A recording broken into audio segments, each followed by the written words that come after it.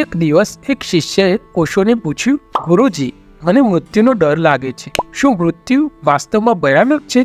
ઓશો હસ્યા અને બોલ્યા, મૃત્યુ એક પરિવર્તન છે, જીવનનો એક ભાગ છે. જેમ દિવસ પછી રાત આવે છે, તેમ જીવન પછી મૃત્યુ આવે છે. જો તમે જીવનને સંપૂર્ણ રીતે જીવો છો તો મૃત્યુ તમારો ક્યારેય ભય નહીં જન્માવે. પછી તેમણે એક વાર્તા સંભળાવી. તેમણે કહ્યું, એકવાર એક માણસ નદીમાં તરવા ગયો. તેને બહુ ડર લાગતો હતો કે તે ડૂબી જશે, પરંતુ જ્યારે તેને નદીના પાણીને સમજવાનું અને તેને સ્વીકારવાનું શીખી લીધું, ત્યારે તે તરવામાં સક્ષમ બન્યો. તો મિત્રો, આ નાની વાર્તા આપણને એ શીખવે છે કે મૃત્યુ જીવનનો સ્વાભાવિક ભાગ છે.